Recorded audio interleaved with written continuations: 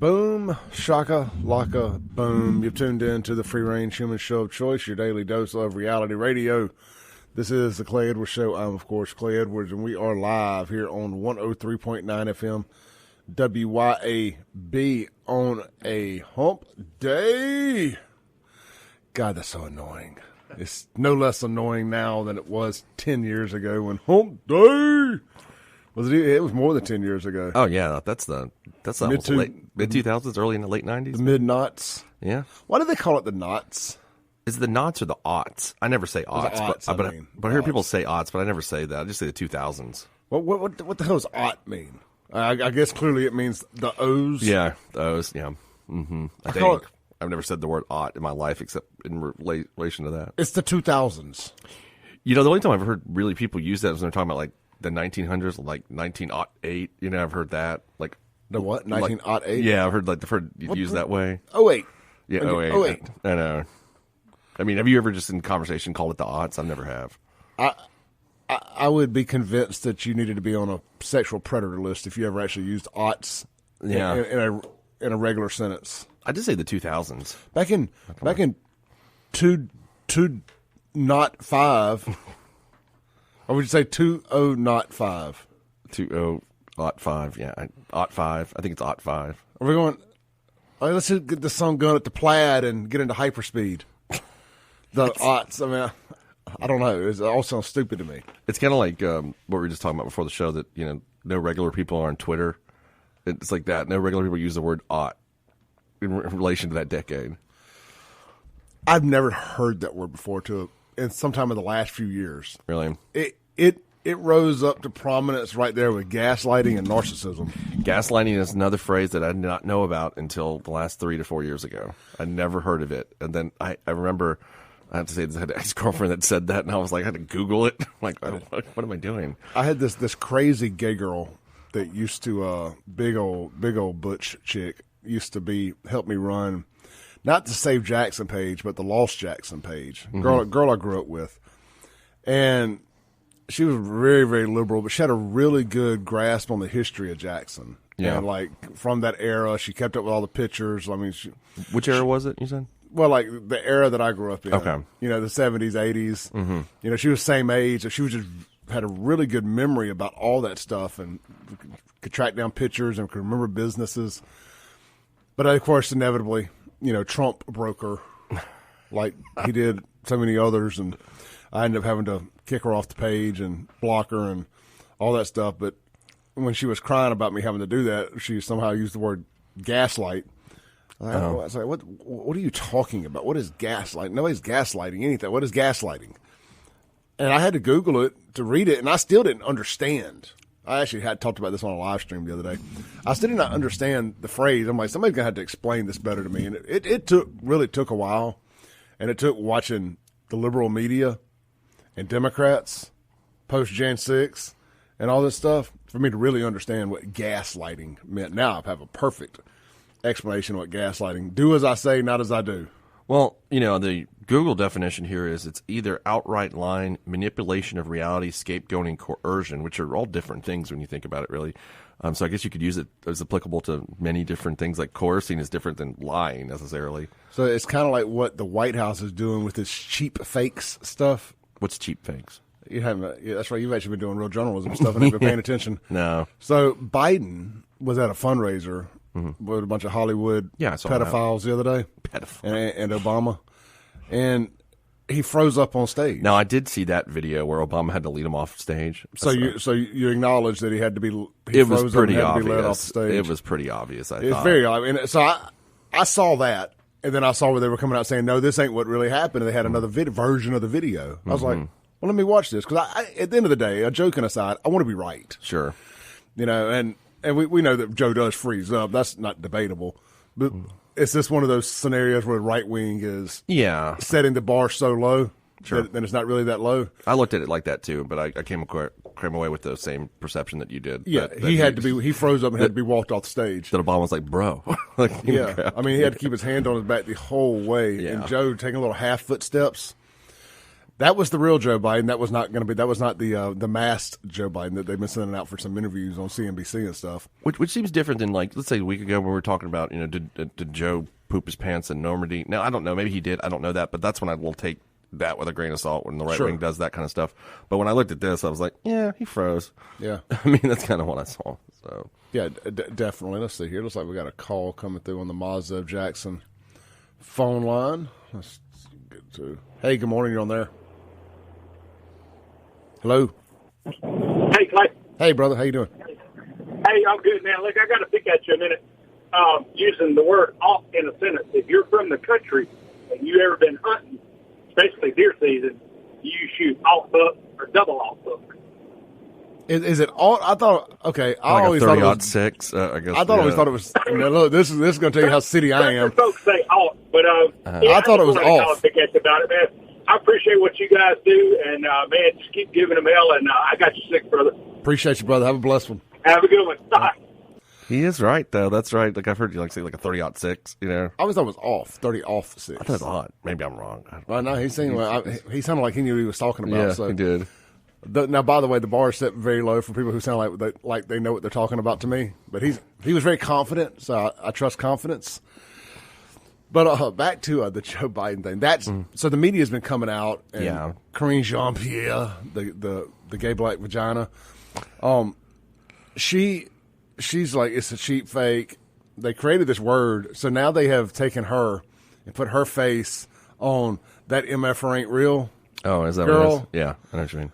And so they've memed Jean-Pierre onto that. That's pretty funny. And of course now she has an amazing body, and we know Jean-Pierre doesn't. Mm-hmm. But anyway, so like she's pointing back. She goes, "That MFR ain't real."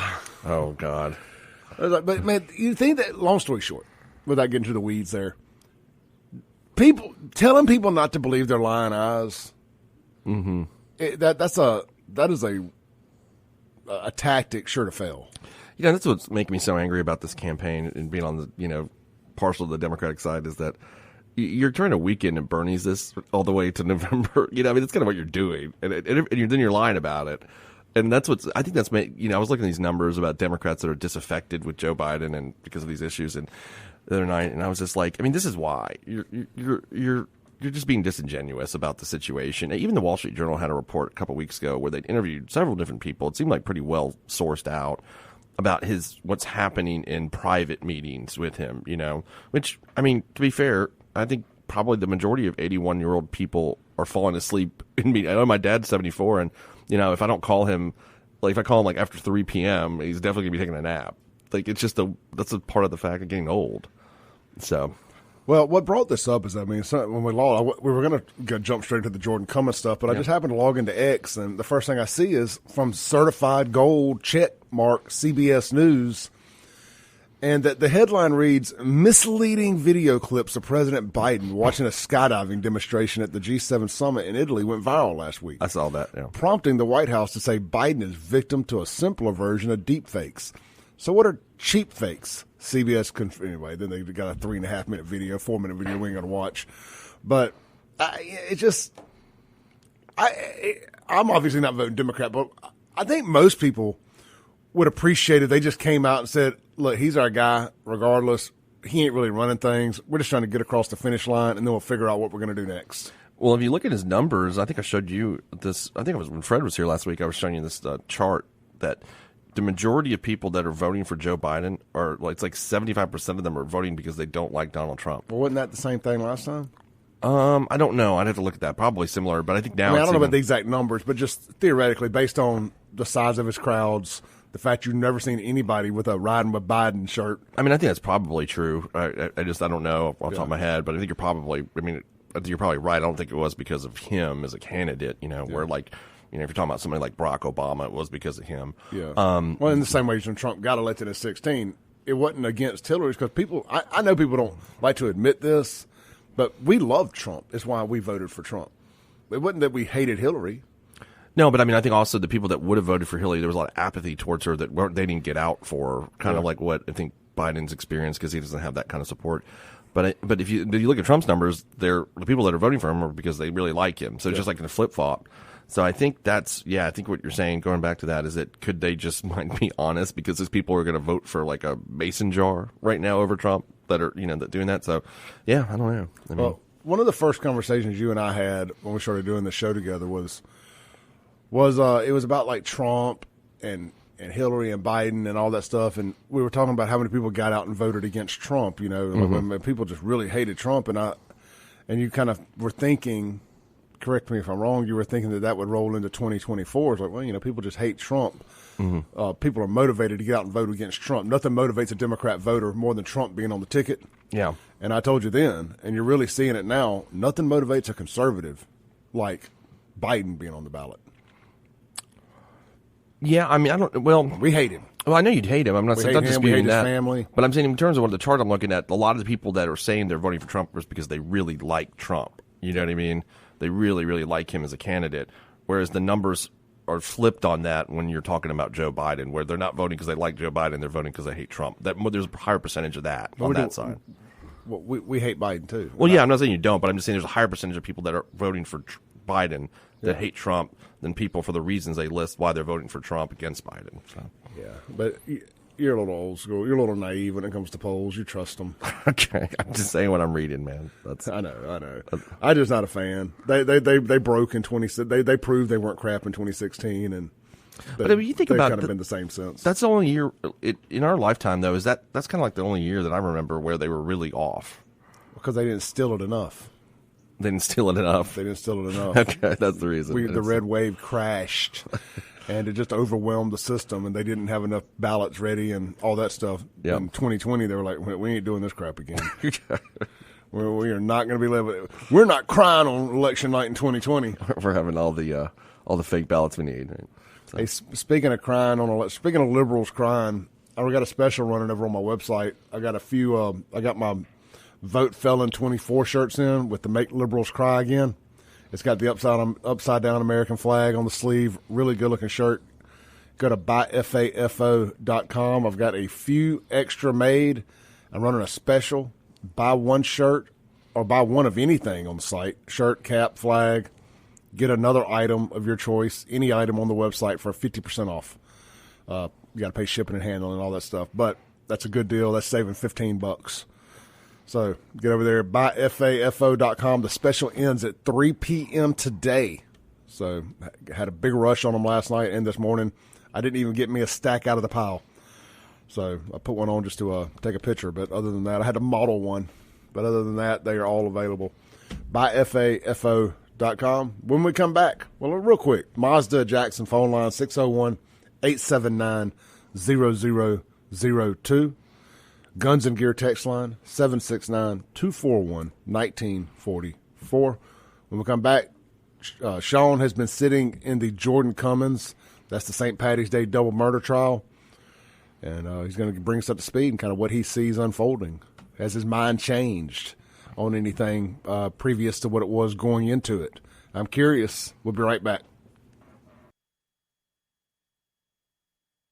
Welcome back in to the wild and wonderful Whites of West Virginia.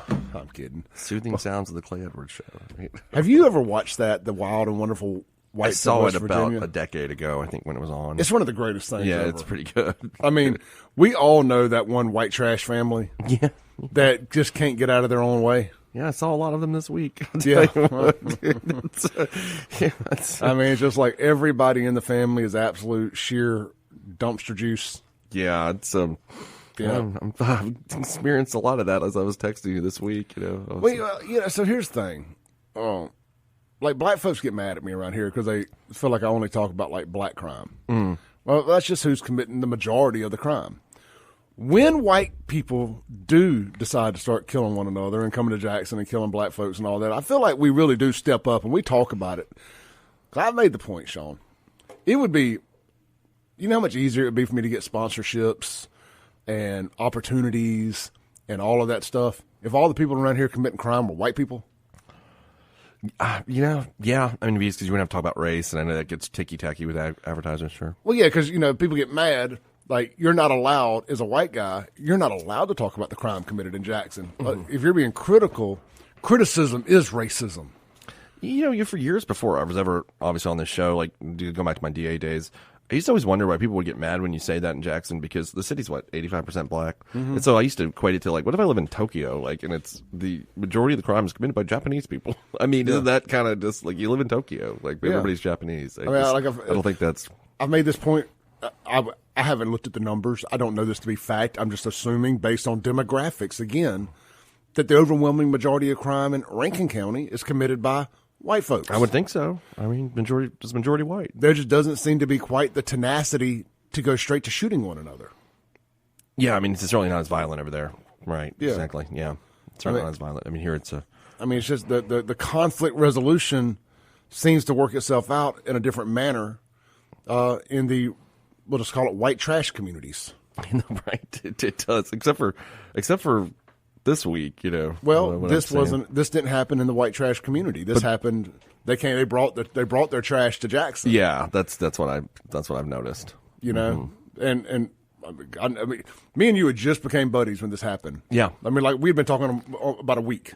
Yeah. And because I texted you when I was at Finian's, like I just heard a shooting happened at the parade. Yep. And Malcolm Johnson had texted me and even had pictures, but not that I don't trust Malcolm, but he can get excited like me, and. Like he's like, hey man, 5 people just got shot. It was a little off a little bit, I think. And I think I texted you like, hold, let me get confirmation before you break it. I think that's what I said. Yeah, because I was like, man, Malcolm's like me. He'll get excited and want to post something, and then you were able to confirm something that definitely happened. Then I see a photo somebody had taken from the top of State Street looking back down. Yeah, what's that road?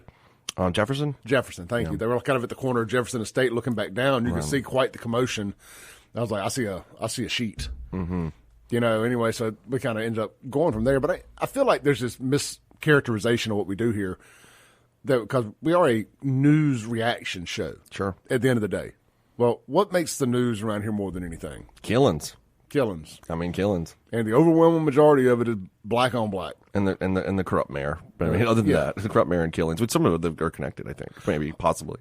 Why his corruption and his piss poor leadership is 100% connected to, or the killings are a trickle down effect of that. Yeah, I think so. Absolutely. I think, and his actions or lack of action in office has certainly contributed, definitely exacerbated the crime problem for sure. So it's like I just feel like I spent a lot of time defending this racism conversation because that it's a news reaction show. We can't do a news reaction show in Central Mississippi without having to talk about black people behaving badly. Yeah. It is what it is. And like I say, when I did that interview with Squirrel, I said, man, it would suit me just fine if every crime around here was committed by a white person. Like, I don't have a preference. It would make my life a lot easier because it would remove this racial conversation. I understand what you're saying. From like this cloud hanging over everybody. Yeah. It's like, man, if I call this out for what it is, they're going to call me a racist. Well, I just decided I didn't care. And that's why I get up and do the show every day. It's like, I'm just going to deal with whatever comes with that. I mean, I think I felt the same way for years where, like, sometimes I would be like, well, I'm prosecuting, a black defendant for something, and, since I'm a white prosecutor, they think I'm racist. Like, I'm not. Like, it would be, if this guy was white, I'd feel more comfortable, maybe, I mean, you just those thoughts kind of go in your head, like, because you're just doing your job. I mean, it's not, you're not really looking, I mean, you get a piece of paper, you don't even see you look at the pictures eventually, but you're not, like, immediately, like, I wonder what the race of the defendant is. Like, I don't do that. Well, I never did that. I've had this philosophy.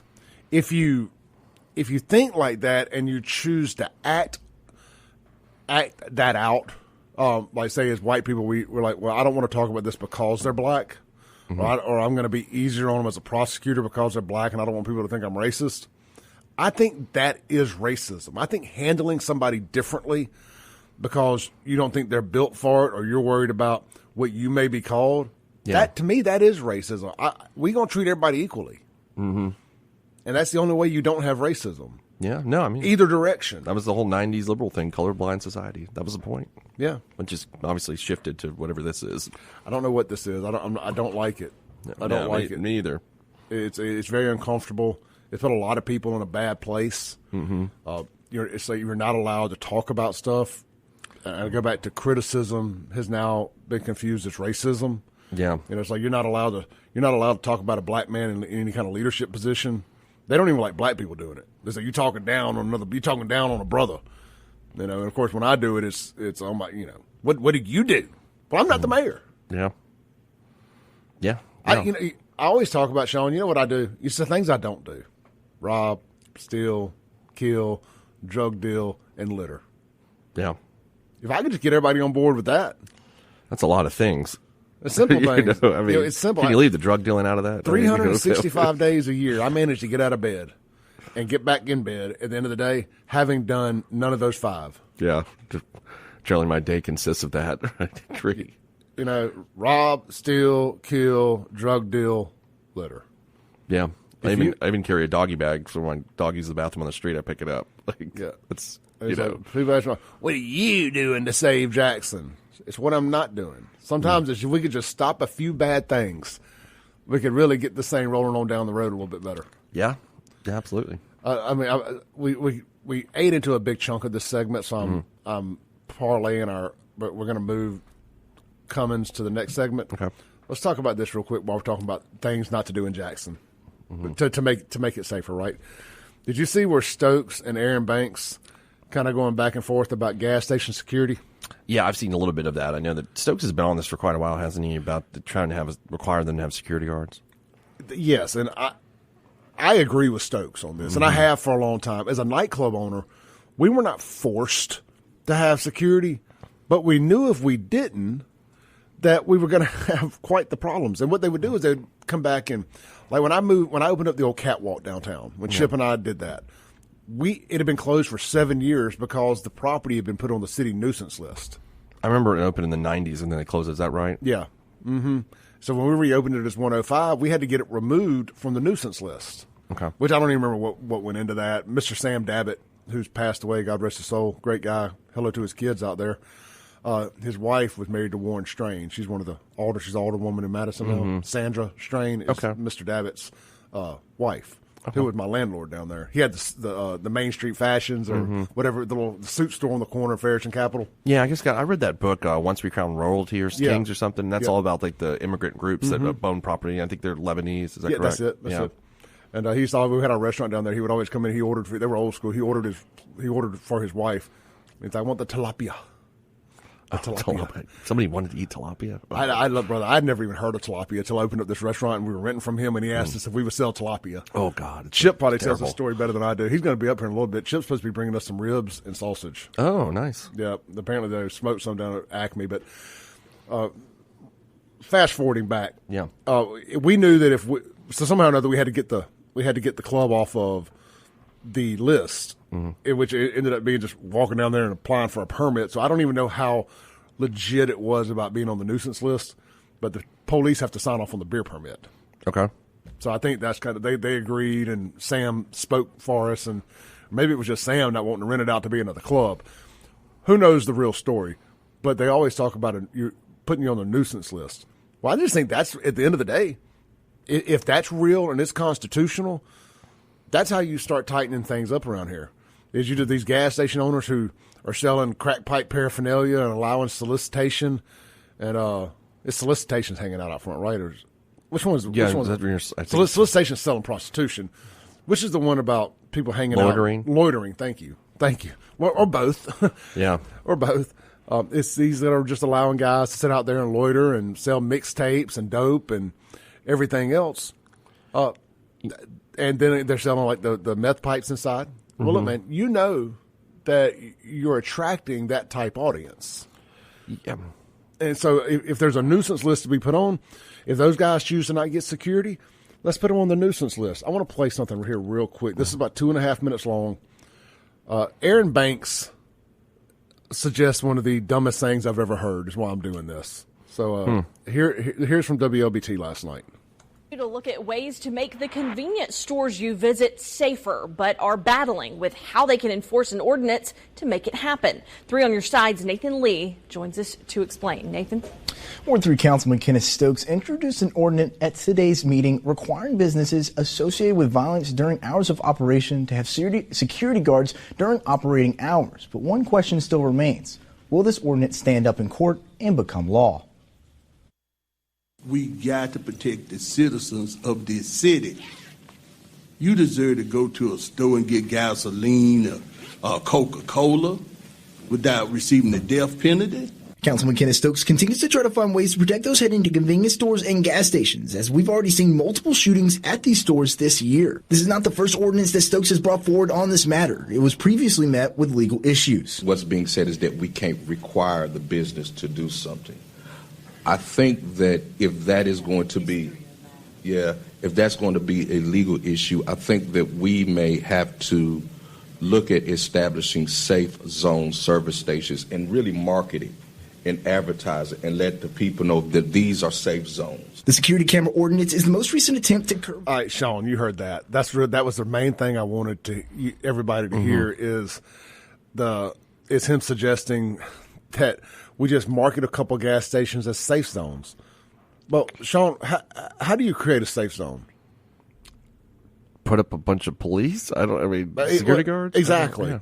Yeah, why do we need to create special zones for that? Why can't we put it all be a safe zone? Yeah. Well, yeah, I mean, just like, how about just more? Look, you can't patrol everywhere at one time. I get it. But could we agree, using his theory, and I made a video about this on my YouTube this morning if everybody wants to listen to the whole thing at SaveJXN. Could we just agree to make the interstate exits safe? The gas stations at the interstate exits. Northside Drive, one of the deadliest exits in town. Yeah. You have Highland Village. You want to talk about a real-life wrong side of the tracks scenario? The bridge, 55 being the tracks in the gas station on the other side. Yeah. The gas stations on the east side in Highland Village and Whole Foods and all that. Yeah. Goldilocks zone, right? You go right under the bridge on the west side of the interstate. Yeah. Death vortex. Death vortex. And then High Street. It's gotten a lot better. Yeah, High Street's gotten a lot better. I don't know if they still have the naked crack meth whiteheads, zombies humping in the car wash. Oh, yeah. But it seems I don't hear about murder on High Street too much anymore. Ellis Avenue, Bobby Rush Boulevard, off to and Raymond Road. In Highway 80, Jasco. How about these right off the exits that we know are dangerous? How about we start, policing them? Yeah. Yeah, I'm with you, though, on Stokes. I think we should require them to have security guards. This is definitely an inherently dangerous activity to go to a gas station in Jackson, and everybody knows it. And everybody needs gas. Yeah. So you're going to have to stop at one eventually. Not everybody's just going to drive into Rankin County and get gas and then go. Yeah, so you're losing money by people doing just that. Mm-hmm. It's like if people can just feel a little. And I'll be honest. A security guard doesn't really make me feel any safer. No, the one on there's that Shell station on Fortification at Cross Memphidians, close to my house, and I guess about 10 years ago, the security guard was executed by some guys that robbed the place. You remember that? Yeah, when that happened. There's a little deterrence. Yeah, but not much. Jerry, stay on hold. We got to take a break. We ran over. We'll be right back.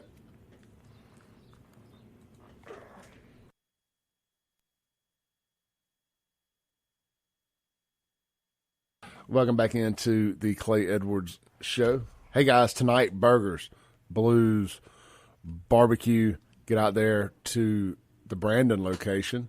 You're going to have Mr. Baloo himself out there performing live. Going to be a great evening. Been packed on Wednesday nights. It's become a cultural phenomenon out there in Brandon, and that is not an exaggeration. When you're putting 200 and 300 people in a place on a Wednesday night in downtown Brandon, Mississippi, it's become the spot. Free to get in. Need I say more? Live entertainment. Need I say more? Free food. Not free food. Steven, I'm sorry. Great food. And cold beer, good drinks, outdoors, indoors. You got the whole 9 yards right out there. Burgers, blues, barbecue, downtown Brandon. Get by there, check them out. Grab breakfast this morning at the Madison or Dogwood and Flowwood location. Serving breakfast till 10:30. Don't forget, they have food trucks, multiple food trucks for all your special event needs, and they can cater 5,000 to 5,000 people, and they can do so much more than just burgers and chicken strips. I promise. They can cater about anything you want. So don't let the fact that it's a burger joint discourage you from reaching out to them about all your catering needs as well. They do a lot of the catering at the Brandon Amphitheater, and man, it's always so good.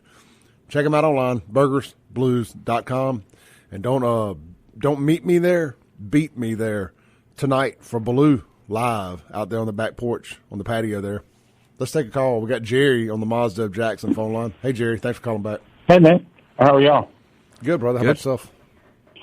Well, I'm just here listening to you guys talk about the security guards. Usually if I pull in a place that's got a security guard, I know I need to see if I can make a couple more miles out of that gas tank and leave because it's not a real good area. Well, in Jackson, I mean, literally, brother, coming from Brandon in the mornings, if I don't stop at Pearl or at the absolute latest, the Flowwood right there, that new Quick Trip or one of those truck stops at 80 and 49, there's not a gas station that I'm willing to stop at till I get to the one next to the radio station in Flora.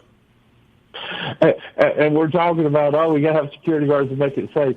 Okay, what's the magic applesauce that Pearl, Madison, Brandon, even Clinton, are they overflowing with security guards? Is that why they're safe? FAFO.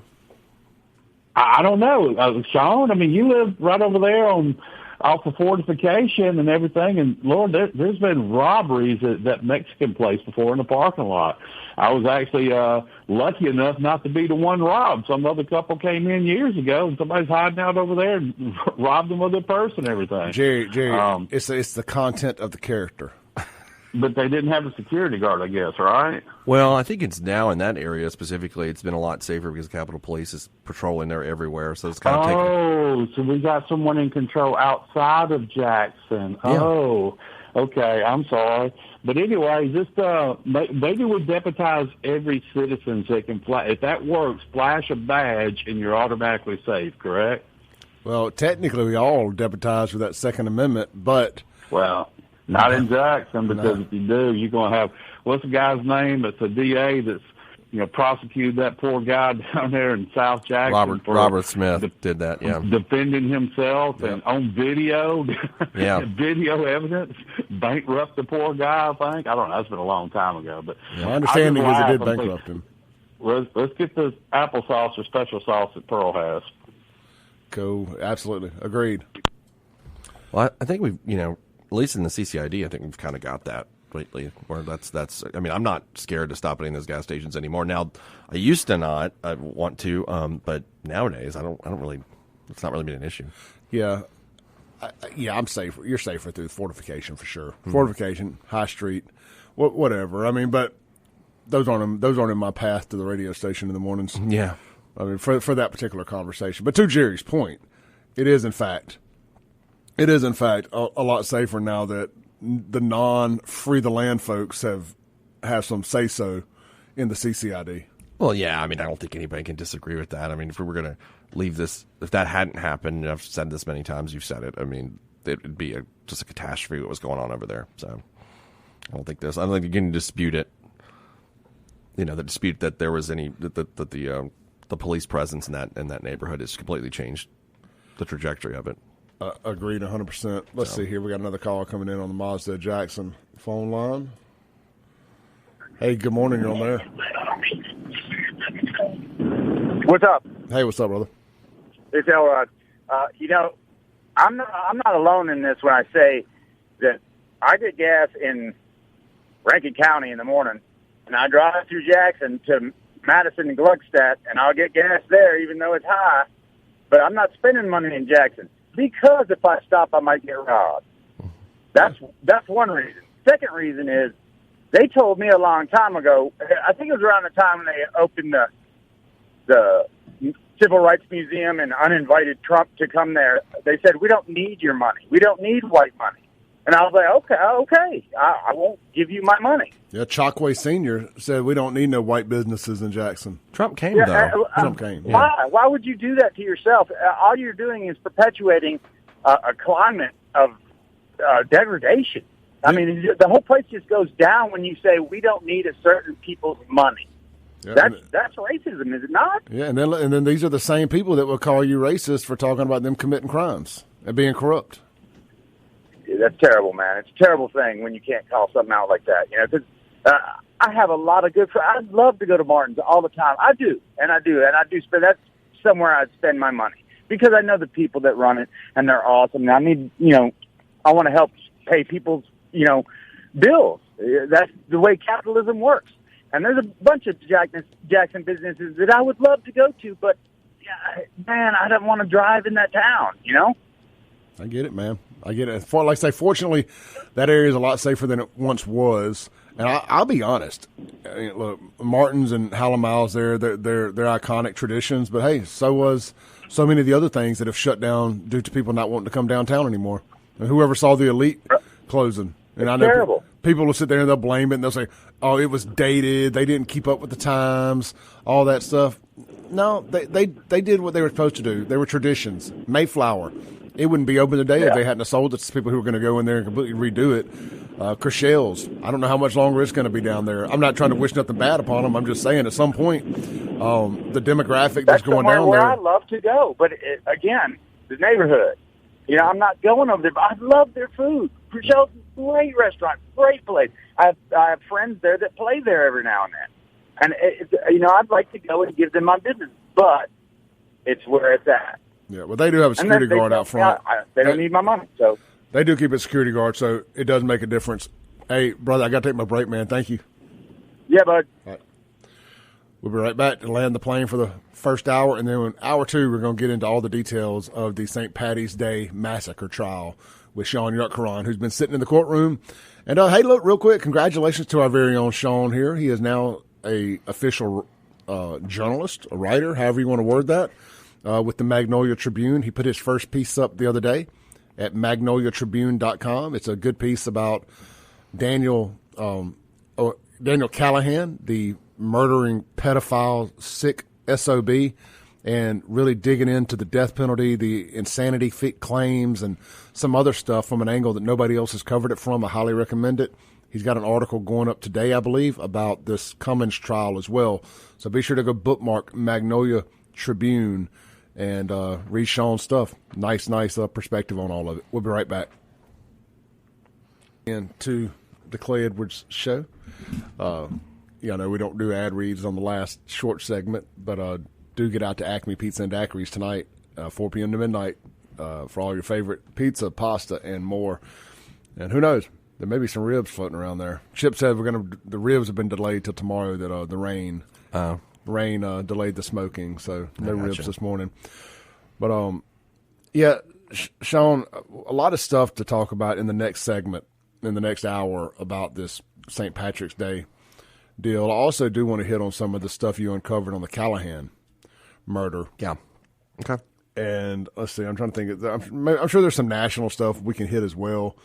This Hunter Biden Second Amendment thing that we were one of the first people to talk about is really seeming to be catching a lot of steam from a Second Amendment absolutist standpoint, because now it's like we almost need Hunter Biden to get off this so we can do away with any additional questions on that form. I see. So a lot of people are seeming to get behind that in some weird way, that Hunter Biden is going to become an advocate for Second Amendment rights. Bless. So we'll do that and more. Again, I'll be sure to support these great sponsors here at WYAB. Don't forget, I'm running a special on all my merchandise over at buyfafo.com. Buy one item, and the next is 50% off, whether it's the new Vote Felon shirts, the FAFO shirts, hats, or caps, excuse me, and flags are back in stock. And don't forget to go follow us on social media at SaveJS. Award-winning podcaster. Boom goes the dynamite. It's the second hour of the most incendiary show on the radio. This is the Clay Edwards Show. I'm, of course, Clay Edwards. I'm live here in the buyfafo.com studios with SHAUN YURTKURAN, mine and your favorite blue-haired Belhaven barista. I had to say barista. Belhaven barista. It just flows off the tongue better. What is the origin of the term barista? I got to Google it. I'm not sure. I'm sure it's French, right? Probably, yeah. Paris. I'm sure it's Paris baristas. I don't know. I've never heard the word together. I don't know. It just it became a thing when making fun of white liberals. Yeah, purple-haired white liberals. So, did you see the? Well, never. Let me do this first. It's Italian. Sorry, Italian. Yes. Auto Trim Designs, guys. Are you looking to have your vehicle have a complete makeover for your vehicle without having to take it to a body shop or anything? Get over to Auto Trim Designs. Let them help turn your vehicle into a head turner. Look no further than Highway 80 in Pearl. They're right over there west of JD Byrider. Look, man, you know what we're talking about. Right through the heart of Pearl there. Right down from the Planet Fitness, the Roses and all that. They're just right across the street from there. You can't miss them. Been there for 30-plus years, if not longer. Auto trim designs, all your window tinting, PPF wraps, pinstripes, accessories, and more. Go see my buddy Greg and the team. Everybody knows Greg Davis. He was listening this morning. Shout out to Greg. And shout out to the whole crew over there at Auto Trim. You can check them out online, autotrimdesigns.com. They do it all, from window tint to PPF wraps and more. And who doesn't love a good OG pinstripe? And they also do vinyl stickers. Oh, no. At least they used to. Greg, if that's changed, let me know. But if you wanted to get your company logo put on your back window, or your truck club or car club in your back window, they did those stickers there for a long time. So check them out today, autotrimdesigns.com. All right, Sean. What were we talking about when we first came in here? Because I was going to go down a rabbit hole, and I can't remember. No, I don't remember either. All right. It's a moot point. Yeah. It's a moot point. We've been down enough rabbit holes. I think we were talking about Twitter or something, weren't we? We've been down enough rabbit holes this morning. Yeah. Sean, you've been doing some great journalistic work. Thanks. Last week. I'm not saying this just to fluff you up any. Your article about Callahan was great. I learned. I thought I was kind of like the go-to on all this Callahan stuff. I've been doing all this research, and man, you took it to a level I had not seen. And I'm not just trying to blow smoke up you there. Great job there. And you've been covering the trial this week, or the last 2 weeks for the most part, of Jordan Cummins. He's not accused till he did the killing. Yeah. He's a. How do you phrase that when there's no denying they did it, but the context of how it happened, whether it was murder or self-defense, how do you? No, what do you call that? I'm glad you brought that up, because I've had the problem with doing that as long as I've done this. I don't know exactly. I keep calling him the alleged killer, even though he actually. I guess it's because he's alleged to be a murderer. But if he acted in self-defense, he's not a murderer. So I guess that's the reason. Do you say admitted killer? Yeah, admitted. Yeah. Well, I mean, he's a killer, but he's not a murderer because he'd be acting self-defense. It could be self-defense, right? Which wouldn't be a murder. So I think alleged murderer would probably be the right way. Alleged murderer, because like Callahan is an admitted murderer. Yes, he's an admitted. Because he walked out and admitted. We got it on tape. Capital murderer. Well, I mean, and here's the thing. So did Jordan. Yeah, got 2 on my resume, or whatever it was he said. Jordan's biggest problem is that he's said too many things. Yeah. That's where his main issue is. I've been in and out of the trial because obviously I work, I practice law, but Russ Latino asked me if I wanted to do some freelance. Hold that thought real quick, just in case you're just tuning in. We're talking about the St. Patty's Day double murder from last year. Yeah. All right, go ahead. Yeah, Russ Latino asked me if I wanted to do some freelance and by part time, spare time, write some articles based on my experience doing all this stuff. So I agreed. Magnolia Tribune. Yeah, Magnolia Tribune. So I agreed. I said, yeah, it sounds like fun. So I've been in and out of there. I had court this week anyway, so I could watch some of it. And what I've seen from the trial is that Jordan Cummins is kind of his own worst enemy. He's made statements that aren't we all? Yeah, we all. He is. It's kind of what I tell clients and people in general. Like, the police are not your friends. Like, they're not your friends. If you talk to them, it's not a good idea for you in your defense. So he's made a lot of statements, and he made a lot of contradictory inconsistencies that he stated in there. So that's hurting him. He also made that infamous jail video that we've all seen. You broke that, I think, actually, about him. He said, free me, 2 dead. People step to me, all that kind of stuff. So that's hurting him. 2 up, 2 down. Yeah, something like that. And, look, I don't have a problem with some of that if we're just sitting here playing hip-hop culture out a little bit. Mm-hmm. But, the guy, if that's self-defense, I understand that. But the girl, talking about 2 up, like she was an innocent victim, dog. Absolutely. Even if the guy maybe tried to fight him, whatever, to brag about killing 2 people when one of them is 100% innocent, regardless of the other scenario. Absolutely. That's trash. That's one of my biggest problems. And her family's in the courtroom every day, by the way. Good people. I met them, and they're and it's really sad to see that. That's kind of what my argument is too about his self-defense theory is that you're on this video and you killed 2 people. Now, one of them, like you're just saying, Clay, I think it's a good point. Like, one of them like, okay, Cummins testified yesterday, and he says that Joshua Spann, one of the victims, pointed a gun at him. Okay, well, would you not be upset about that because you felt like he was going to kill you? I get it. But Jubilee Simpkins was completely innocent in this. Caught a stray bullet, wrong place, wrong time. And I think he should have shown some remorse for that. I mean, he at the end of his testimony, he kind of says, I feel bad about it. But then you're like, why did you make that jail video in regards to her? I would like to have seen a toxicology report on him in that jail, because I'm going to tell you, as somebody who has been around and done amphetamines before, that had big amphetamine vibes. Yeah, to it. He looked messed up, man. He's he's an unsympathetic defendant is his biggest problem too that I've noticed. Now, whereas what I've noticed in the case is that he's got a claim of self-defense. I'm not saying watching it, it's unclear what happened in that car. Different people say different things. All the witnesses that were with the victim, Joshua Spann, are obviously saying that we saw him beat up his girlfriend, which her name is Jenny Lukens, and she testified over the last 2 days too. And of course, Lukens, his girlfriend, took the stand on Monday, and she says, in no instance did he ever hit me. He was hitting the back of the seat and the dash. That was her testimony. But you could understand how people, if we're playing out this whole thing as reported, you could understand how people in a car or walking up the parking lot could see this commotion and think he's beating her. Yeah, I think that's absolutely. I think they could have. I think they definitely could have seen that. There was no marks on her either. Yeah, according to her, and I didn't see a photo of her afterwards, but I think that's true. Cummins also testified that he had a black eye from his hits from I believe it was Cam Owens punched him 3 times.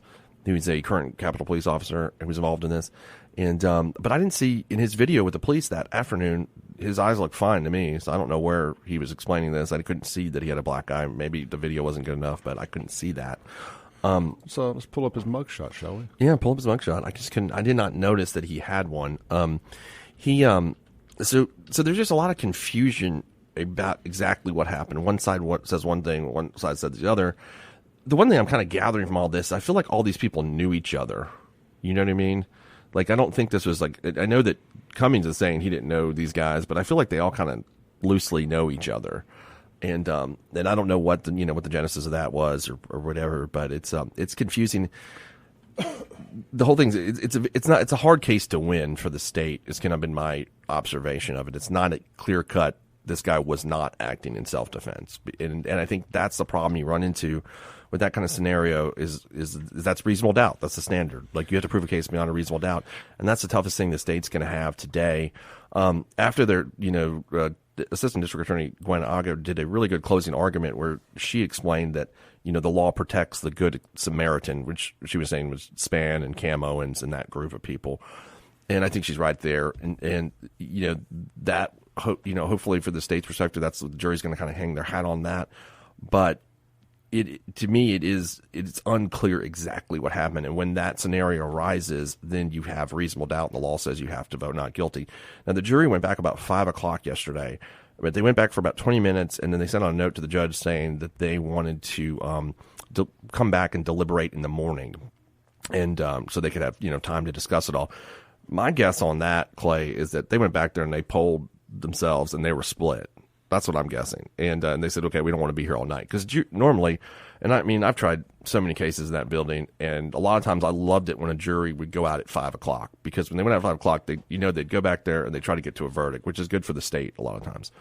They want to come back and talk about it this morning, which is not so good if you're the state, I think, in my perspective. So I don't know. My inclination, if I would predict, I think this is going to hang up. That's the way I would. That's kind of what I think is going to happen. Just because I think it's unclear exactly that he was not acting in self-defense, and I'm not saying that he was. I just don't know from what I'm watching. Based on some of the stuff, I don't see black eyes in this mugshot. Okay, same. I see crazy eyes. Yeah. I mean, I'm not saying that to even be insulting. He'd had a rough day by this point. Mm-hmm. I don't believe these people didn't know each other. Yeah. And I think some of the stuff that's come out in the trial about some communications between the girlfriend and some other, and one of the witnesses, I think that bears that out. Yeah. That they did in fact know each other. How well, that's up for debate. I've told you I thought this had big self-defense vibes to it. Mm-hmm. Just kind of had somewhat from a peripheral knowing some of who the characters involved are. Yeah. But I think the killing of the Simpkins girl trumps all that.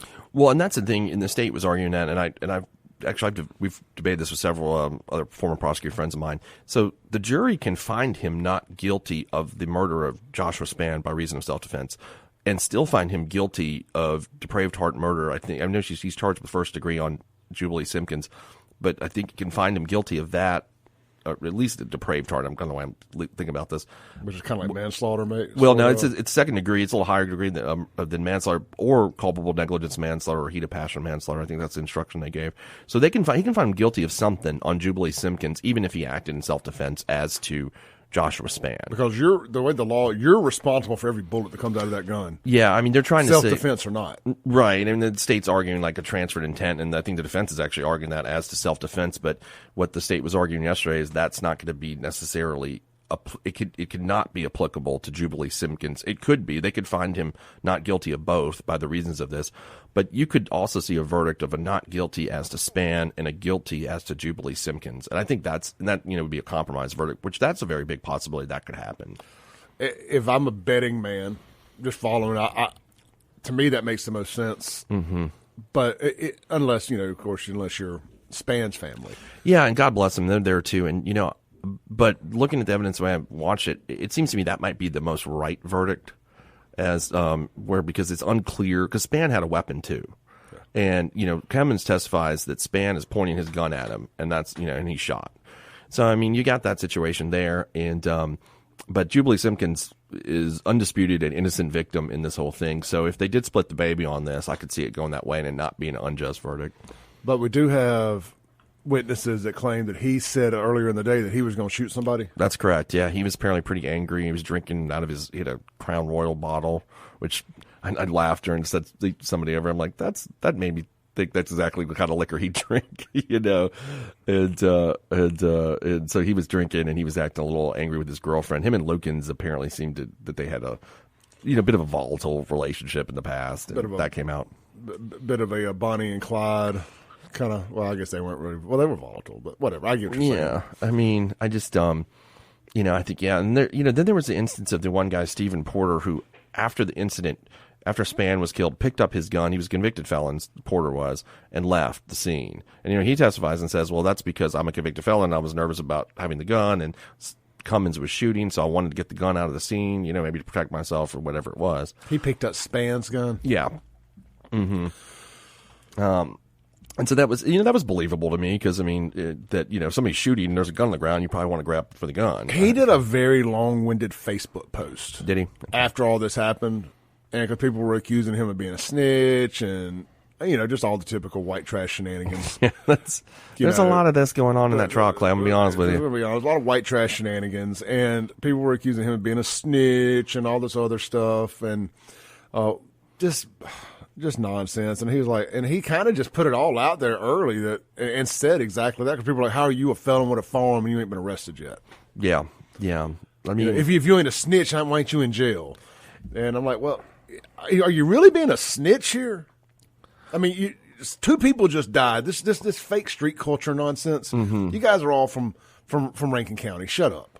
Yeah, that's another thing I was telling you, last night on the way over here. I said, Cummings goes to the parade. He goes and they go get some liquor from the liquor store, and then they go to the parade. And when they're going there, he gives Lukens his gun and his cell phone, put it in her book bag. And I was telling you before, I'm like, why does Cummins need his weapon going to the tent when he's already drinking Crown? I was like, what is the purpose of that? Let's talk about that on the other side of the break for just a kind of a bigger two-way conversation. Sure. All right, this is the Clay Edwards Show with SHAUN YURTKURAN. The Mazda Jackson phone line, 601-260-0858. Guns and Gear text line, 769-241-1944. You got any thoughts on this? Let us know. If you don't, you're about to, when we get into this 2A side of this. We'll be right back.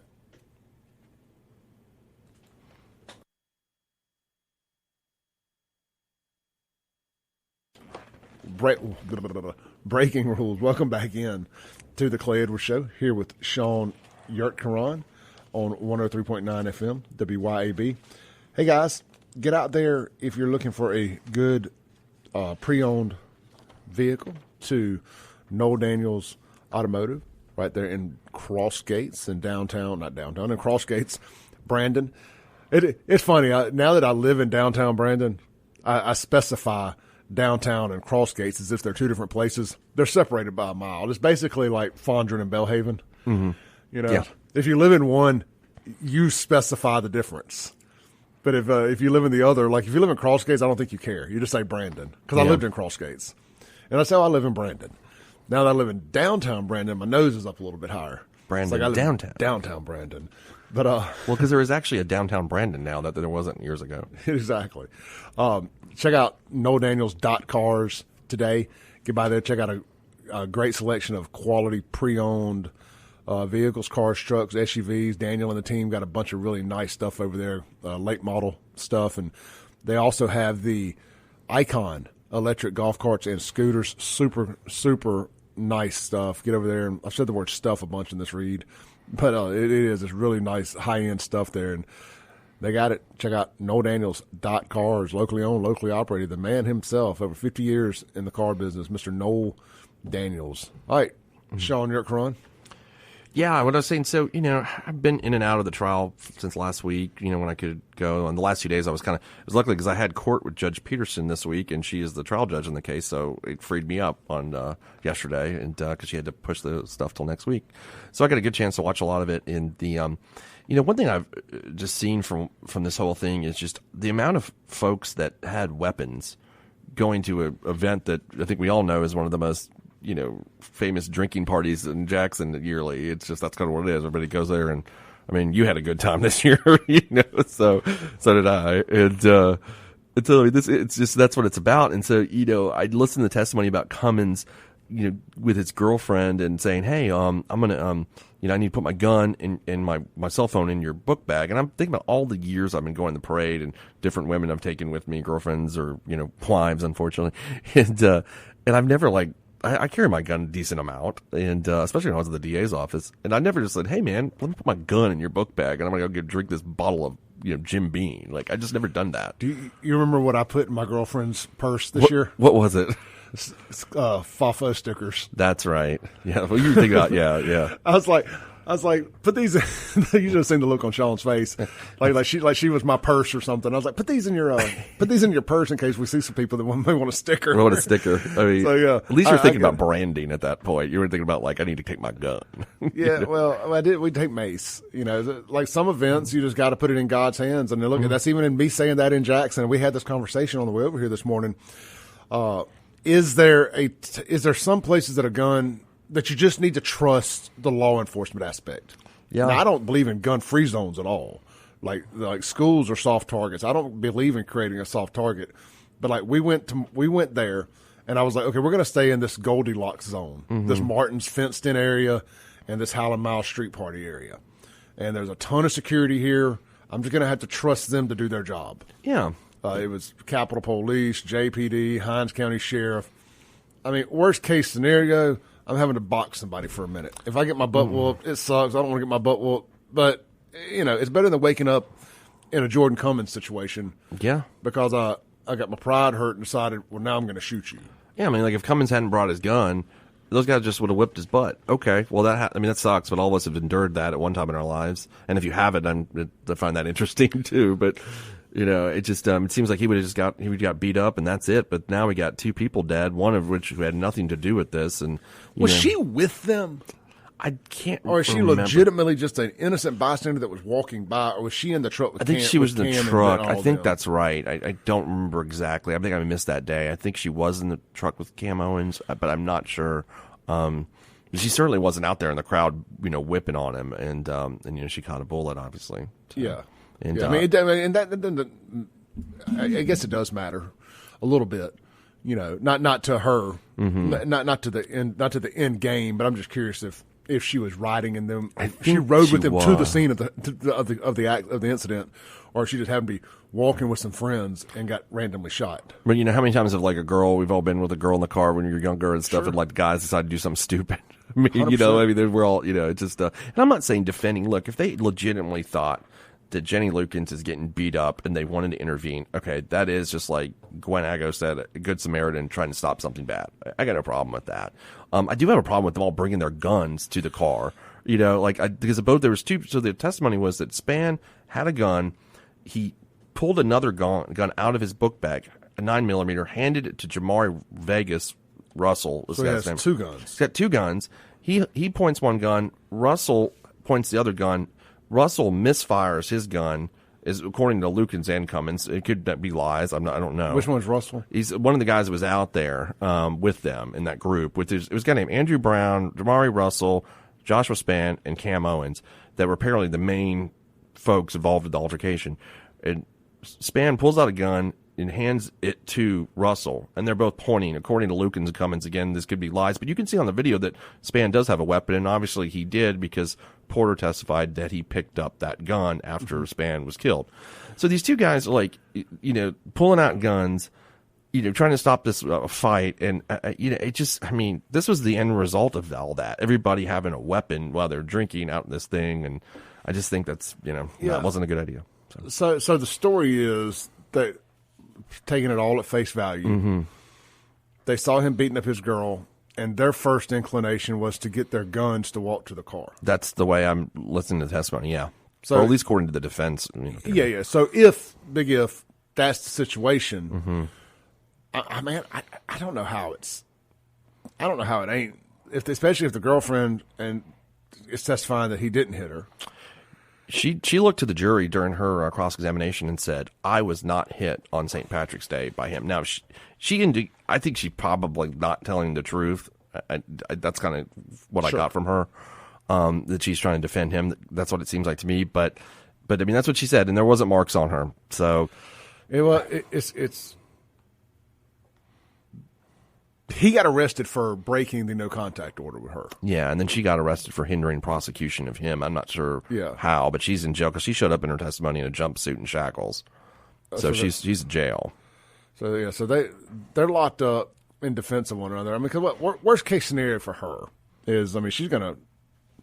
I guess if he's found innocent, it all goes away. You're not hindering the prosecution that was self-defense, right? No, you still can. You still can hinder because the state is still investigating a case. Yeah, you could still be guilty of it. So she certainly could. I don't know that they're actually going to prosecute her for it. Is that truly something we need to be keeping people in jail for? We can't put an ankle bracelet on her. Yeah, that's and also she was coordinating testimony with a bunch of the witnesses, and she testified too.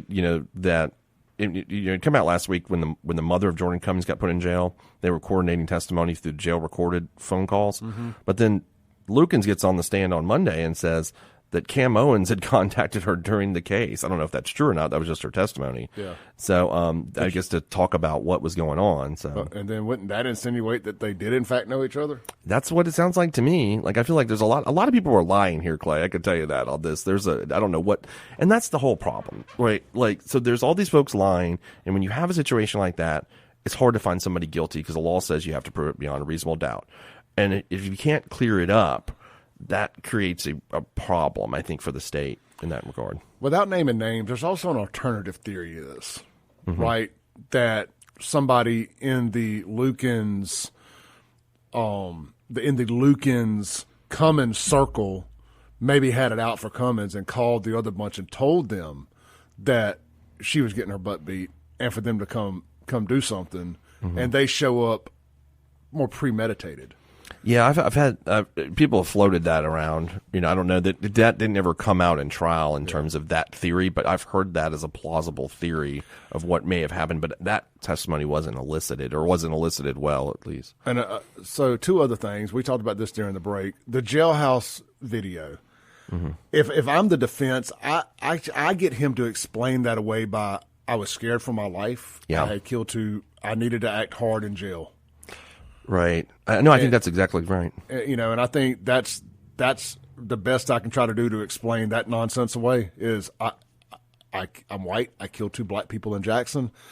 I'm in Hinds County Jail. I'm worried I'm not going to make it out alive. I'm just trying to put off a image that I'm hard. Yeah, and because he did that, I tell you what, and I've been saying that since the beginning of the trial, that's the biggest piece of evidence for me if I'm the state. Yeah. And then they did a really good job of using that and closing argument, especially. That to me can convict him on its own. That video of the way he acted, and that's why I always say, stop talking, people. Well, like that's what you don't want to get convicted. Stop talking. That and I'm gonna tell you, this is the first thing me and you both said when this all happened. White dude from trashy white dude from Rankin County kills 2 black people in Jackson. They were both just so happened to neither one be from Jackson, but I don't think that plays a role in the racial aspect of this. I can't see when you take the video and you take the racial aspect of this, and a Hinds County jury, self-defense or not, I'll be blown away if he's not guilty of all charges. I gotta be honest with you. If I was sitting on the jury and I saw that video, I'd convict him. Yeah, like that would make me pretty mad. Where like, you obviously everything you've said is a lie. And I'm not going to buy his story about, I wanted to be hard. I just wouldn't buy it. I'd be like, you acted like that. Like, you could have, and you said this at the break, I think, or maybe you said in the last segment, about, you want to talk about Joshua Spann trying to kill you. That's fine. But God bless, like, Jubilee Simpkins didn't do anything. Yeah. And you killed her, too. So could you show some remorse for that? Now, he did a little bit on the stand yesterday, which, of course, was convenient for him. But that would enrage me enough where I'm like, okay, you're guilty. And so I think I think the state, they hinged on that pretty good in closing argument, and that could convict him. Now, let's kind of flip this a little bit. If Cummins had never made that video, if he had never made that statement to police where he lied, where he goes in the stand and it's a contradictory statements, I think it's a not guilty. Like, I think if he didn't make any of these statements, just watching the video in the courtroom and everything else, he walks. And I'd say that, I know people say Hinds County juries, but one thing I know from experience over there is that if you show a Hinds County jury a case and you have it, and they fall in the fact, they're going to usually do the right thing, in my experience. Sure. That's what I've experienced. So I think if you had it like that, even though it was a white guy killing 2 black people, they'd have walked him. They may still walk him today. I don't know. I'm just saying, under that circumstance where he didn't say anything, then he would have been okay, because the evidence other than those things don't bear out as much. It's going to be very interesting. We'll be right back on the other side of this break with SHAUN YURTKURAN on the Clay Edwards Show. Welcome back into the Clay Edwards Show here with SHAUN YURTKURAN on WYAB. Guys, get out to Guns and Gear, man. One of my great sponsors, Hunter Sarton and the team over there. You can go back and listen to the podcast from last Monday. We had Hunter and Tyler in here, Tyler Tharp. He is a firearms training expert, as well as Hunter, who owns Guns and Gear and knows more about guns. His pinky finger has more information about guns than my whole body.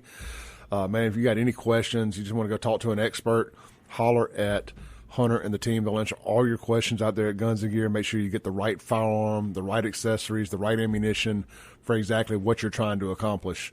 Whether it's stop a bad guy in his tracks or hit a deer from 100 yards, they can help you with all the information you may need. And hey, look, man, they're way more than just a gun store. They can take care of all your gunsmithing and Cerakoting needs as well. And look, if you got an estate, you've had a family member maybe pass away or whatever the case may be, you've need to clear out an estate or anything, give them a shout. Let them make you an offer on the whole kit and caboodle. Or if you got a gun you want to sell, just take it by there. No sense in going into Jackson to any of the pawn shops. Go by Guns and Gear and let them make you a great offer on one today. And then, of course, you can trade yours in there as well as you buy a new one. That's Guns and Gear, located at Yandale Road on Highway 51 North in Gluckstadt. You can shop them online, gunsandgear.com. Just like Guns in Roses, it's just gunsandgearms.com. I'm sorry, gunsandgearms.com. All right, SHAUN. I did have some, that I wanted to bring up about the conditions of the courthouse, by the way. And I wrote something on Facebook about this. So, I started working there in 2008, and even then, the conditions obviously were bad. We're talking about the Hinds County Courthouse, I'm sorry. And, in the big courtroom, as we call it, it's a big courtroom, you see on TV, it's first of all, it's swelteringly hot.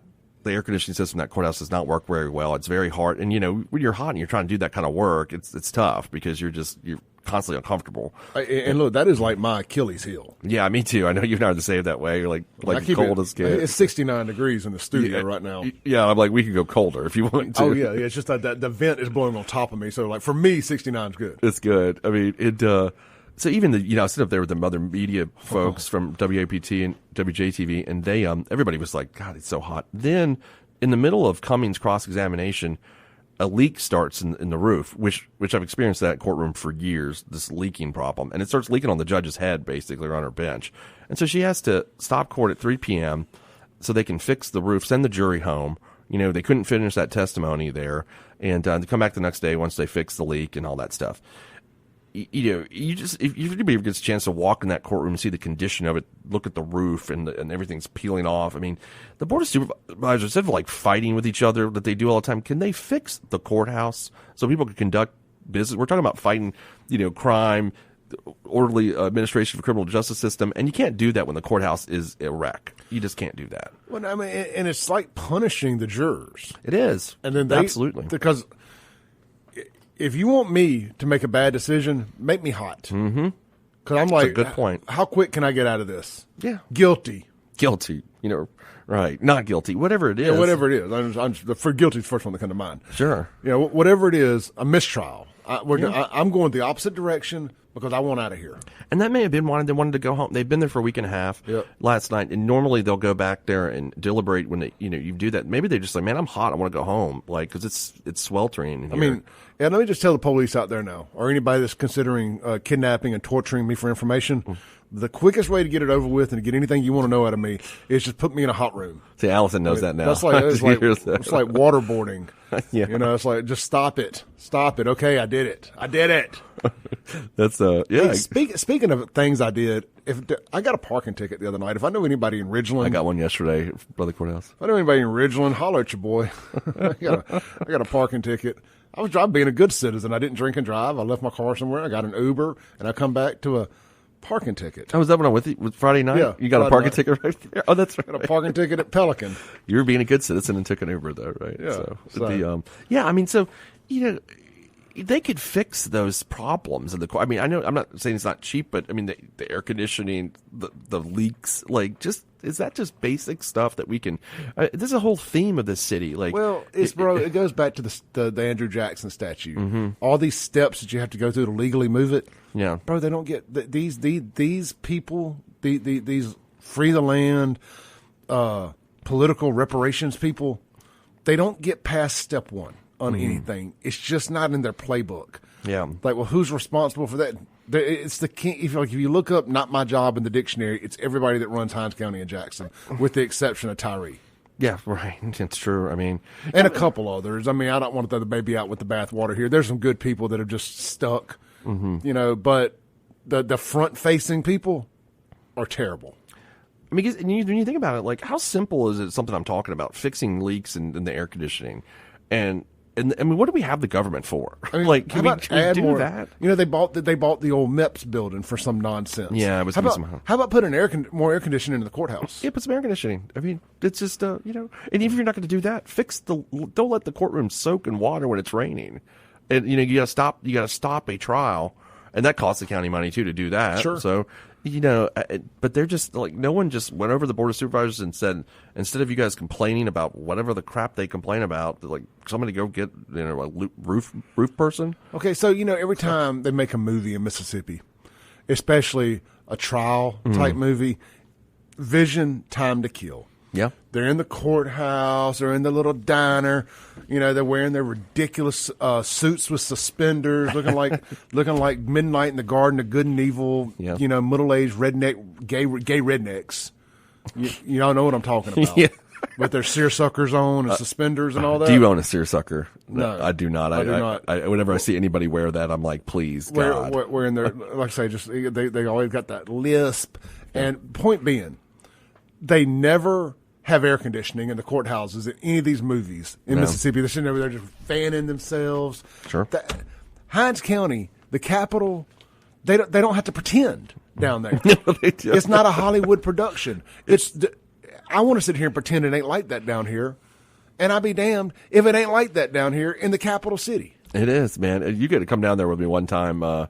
Jason Spell, our friend, came with me yesterday for a little while, and he was like, "Oh my God, man, it's just like an oven." And you imagine I was wearing short sleeves like I am now and jeans, but imagine you're down there where everybody's wearing suits and the jurors are packed down next to each other. I mean, it's an oven.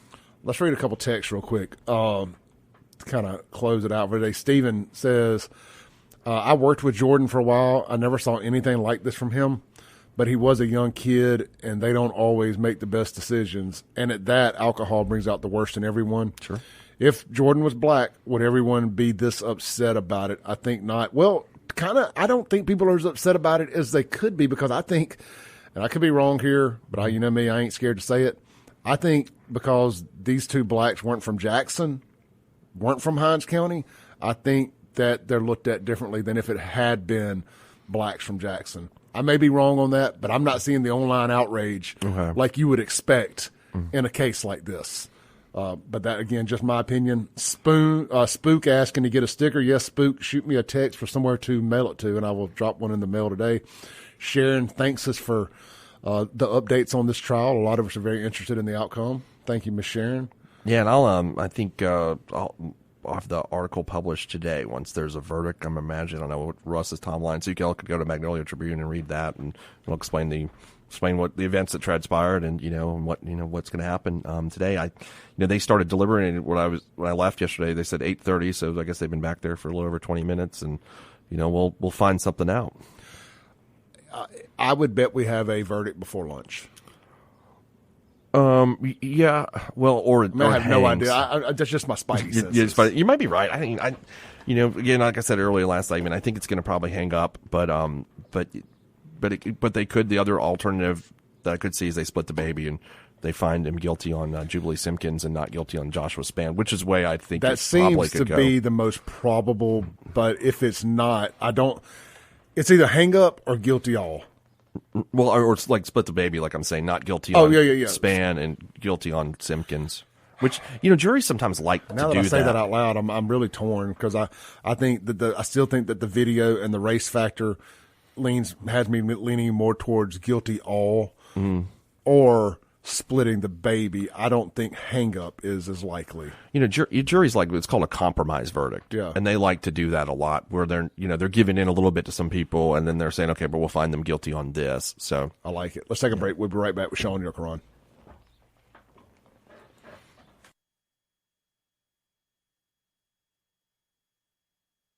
Welcome back into the Clay Edwards Show. SHAUN, really, really knowledgeable information you brought to the show today. Looking forward to seeing what this verdict does. I do, I just knowing going with what you say here, I do believe the longer it goes, the more likely it goes in favor of the defendant. Yeah. So it'll be interesting to see what happens. Coming up next, we have Mike Madison, and then we got Andrew Gasser filling in for Jamison Haygood today. Should be a great show. I believe he's got one of the J6ers on the show today. Not sure if it's on the phone or in studio, but it should be a really, really good show from 10 to noon. Podcast to be available here shortly. I will see you guys back here tomorrow. ClayEdwardsShow.com.